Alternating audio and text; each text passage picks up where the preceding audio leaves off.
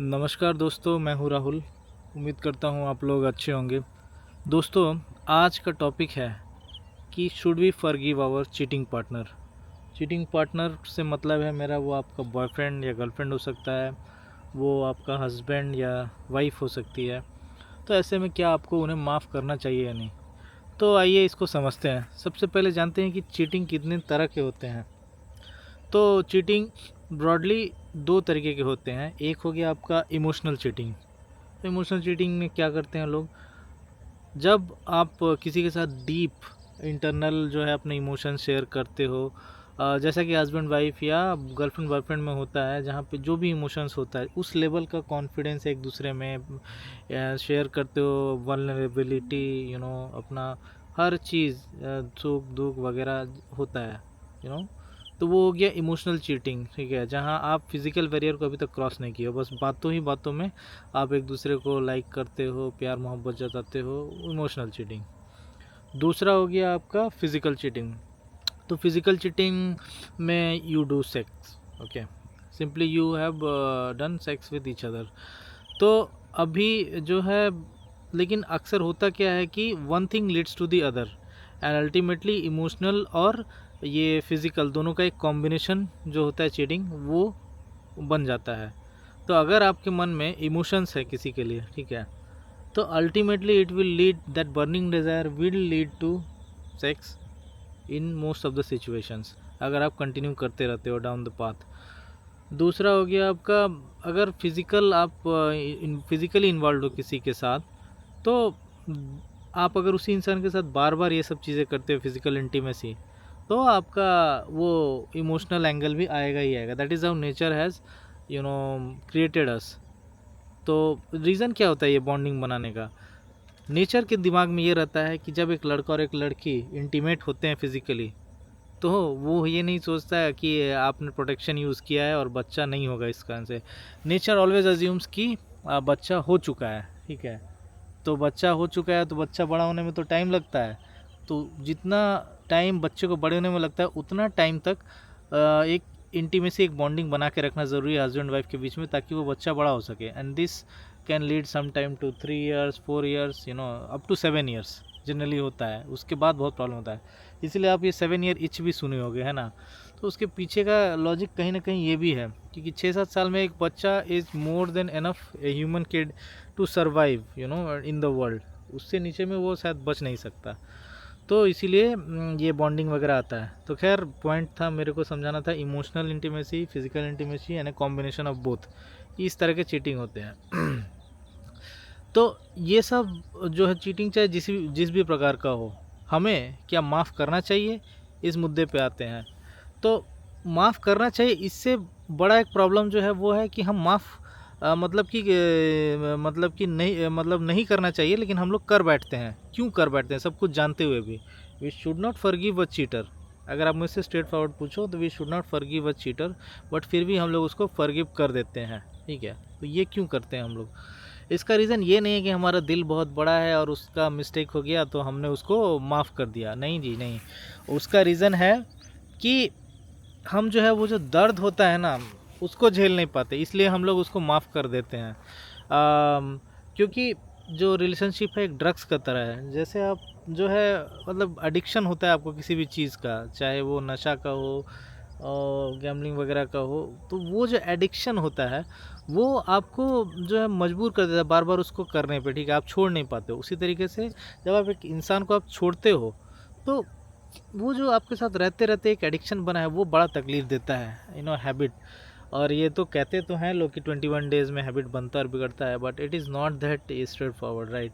ये मतलब कि रिलेशनशिप वाले एडिक्शन जो है ये बहुत मुश्किल से जाते हैं। तो वो दर्द को हम लोग झेल नहीं पाते हैं, जब वो विड्रॉल होता है एक ड्रग्स का तो एक सिम्टम आता है। उसी तरीके से जब एक रिलेशनशिप में विड्रॉल होता है तो एक सिम्टम आता है और आप उसको झेल नहीं पाते हो। फिर क्या करते हो आप दोबारा उस ड्रग्स को खोजते हो। तो आप क्या करोगे भाई, माफ़ कर दोगे, है ना। तो ये एक बड़ा रीज़न है कि हम लोग माफ़ जो है करने पे मजबूर हो जाते हैं, ये जानते हुए भी कि अगर हमने ऐसा किया तो बहुत गड़बड़ होगा, ये सही नहीं होगा, ठीक है। तो अब जानते हैं कि अगर आपने माफ़ कर दिया तो क्या होगा। तो भैया मैं एग्जांपल देता हूँ अपने लाइफ का। मेरा डाइवोर्स चल रहा है, ठीक है, और 2 महीने हैं, 1.5 मंथ्स, ठीक है, and I will be free from my marriage hopefully. तो इस स्टेज तक आने के पहले मैंने अपने वाइफ को काफ़ी मौके दिए थे। पहला बार जब मुझे लगा कि she is cheating on me, बहुत झगड़ा झमेला हुआ, but I did not had any concrete proof. जैसा कि मैंने कहा कि चीटिंग 2 तरह के होते हैं, इमोशनल और फिजिकल। लड़कों को जो है फिजिकल चीटिंग मैटर करता है और लड़कियों को इमोशनल वाला। तो अगर कोई लड़के का गर्लफ्रेंड इमोशनली किसी के साथ चीट करती है, वो बर्दाश्त कर जाएगा, वो माफ़ कर देगा। बट अगर वो फिज़िकली करती है कुछ भी, तो उसको वो बर्दाश्त नहीं होगा। वहीं एक लड़की का केस में है कि अगर उसका बॉयफ्रेंड या पति जो है इमोशनली किसी के साथ इन्वॉल्व हो गया, तो उससे वो बर्दाश्त नहीं होगा। फिज़िकली अगर इन्वॉल्व होता है तो शी कैन फॉरगिव, एटलीस्ट एक बार हुआ तो ठीक है, बार बार करेगा तो ऑब्वियसली वो भी बर्दाश्त नहीं करेगी, ठीक है। तो ये साइकोलॉजी है लोगों का।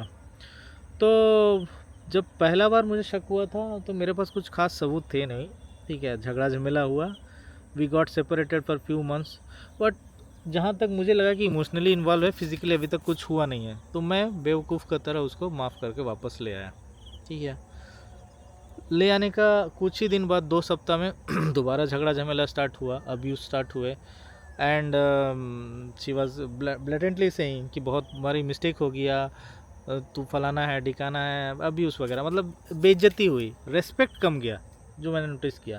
तो यही होता है जब आप एक चीटर को माफ़ करते हो, तो चीटर ये सोचता है कि मैं कुछ भी करूँ ये तो बंदा मुझे छोड़ेगा ही नहीं, तो भैया फिर चीट करते रहते हैं, है ना।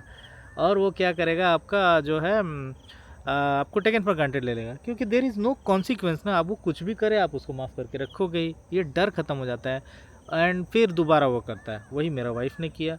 उसके ठीक 7-8 महीने बाद इस बार उसने एक दूसरे बंदे के साथ वो इमोशनल अफेयर से शुरू हुआ, and then it reached that threshold of physical, right.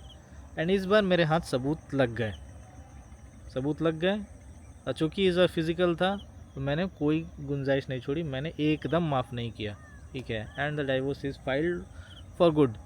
But मेरा ये कहना है कि ये जो मैंने 8-9 महीने और साल भर अभी वेस्ट किए हैं, ये मेरे वेस्ट नहीं होते अगर मैंने पहला जो उसने चीटिंग किया इमोशनल वाला ही उसी टाइम पे छोड़ देता उसको। Because the seed is there man, you can't stop it. अभी नहीं किया तो बाद में करेगा ही, इसके साथ नहीं किया तो किसी और के साथ करेगा ही, ठीक है, इसको आप रोक नहीं सकते हो। तो इसीलिए भैया मेरा ये कहना है कि चाहे इमोशनल हो जाए चाहे फिज़िकल हो जाए या दोनों हो जाए, हर हालत में तीनों ही कंडीशंस में अगर आपको डिटेक्ट हो जाए कि कंफर्म भैया इमोशनल चीटिंग हुआ, फिजिकल हुआ या बोथ हुए हैं, leave it and never look back. It is very hard, चाहे कितना भी तकलीफ हो झेल लो, रो लो, ठीक है। डिप्रेशन में जाते हो चले जाओ भाई कुछ दिन के लिए, दवा दारू लो, फ्रेंड सर्कल बनाओ, ठीक है, कोपिंग मैकेनिज्म्स रखो, अपना सपोर्ट सिस्टम बनाओ। But just because you are not able to give away the addiction of that person, उसको अपने लाइफ में मत रखो, ठीक है। और एक एग्जांपल देता हूँ आपको तो और एक एग्जांपल में ये है कि मेरी एक फ्रेंड है, she is very close to me, more than a friend. तो उसके पति ने जो है उसको चीट किया, ठीक है, एंड उसको पूरा सबूत मिला है इस बार कि he has physically cheated on her, and not just physically cheated, it is a full blown affair. So emotional angle भी इन्वॉल्व है, पैसे घर के जो है उसने वो दूसरे और को ट्रांसफ़र किया है in lakhs, you know, and photo लेना वगैरह वगैरह हर चीज़ किया है। तो आपका जो है कुछ बचा नहीं है, ठीक है, लेकिन फिर भी वो उसको माफ़ करने पे लगी हुई है। और मैंने उसको लाख समझाया कि भाई ऐसा मत कर, क्योंकि उसको लगता है कि चीज़ें अभी भी ठीक हो सकती हैं, लेकिन बाद में मुझे समझ में आया कि वो क्यों ऐसा कर रही है। प्रॉब्लम वही है कि she is not able to give up the addiction of him. उसको लगता है कि इसके बिना मैं जी नहीं सकूँगी। There are other man out there in the world, you know, with whom she can move forward, you know, and live a happy life. But इस प्रोसेस में टाइम लगता है, तो इंसान ये झेल नहीं पाता है, अल्टीमेटली उसका ज़िंदगी झंडी ही होगा इसके बाद। मैं लिख के दे सकता हूँ, आई होप ना हो, but if she forgives him then it will be, you know, again same thing will repeat. अब की बार वो किसी और के साथ चीट करेगा, सेम इंसान के साथ नहीं करेगा, because there is no consequence, ठीक है। तो ये आपका चीज़ें जो हैं वो होता रहता है। अगर आप जो है माफ़ करते हो लोगों को, तो चूँकि कॉन्सिक्वेंस नहीं है, तो वो डरेगा नहीं भाई, वो जो है बार बार उसी चीज़ को रिपीट करेगा। मैंने अपना एग्जांपल दिया था उसको, बट उसको समझ में नहीं आया। और लोग जब तक वो एक्सपीरियंस खुद नहीं करते हैं फर्स्ट हैंड, ठीक है, और खुद उस चीज़ को झेलते नहीं हैं, तब तक जो है they don't learn. So I can't help her out.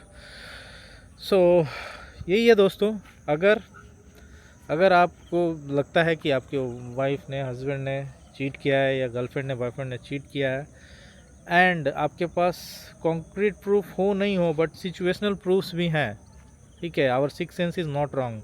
अगर वो कह रहा है तो ज़रूर कुछ ना कुछ है।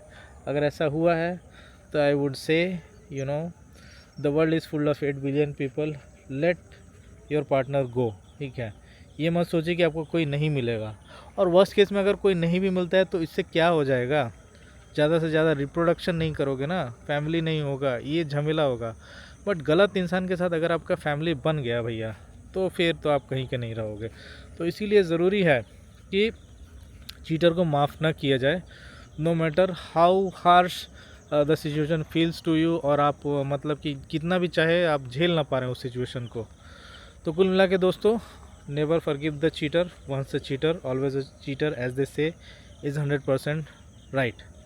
उम्मीद करता हूँ आपको वीडियो पसंद आया होगा। अगर हाँ तो चैनल को सब्सक्राइब करिए, लाइक बटन और बेल आइकन को दबा दीजिए, ताकि आगे आने वाले वीडियोज़ की नोटिफिकेशन आपको मिलती रहे।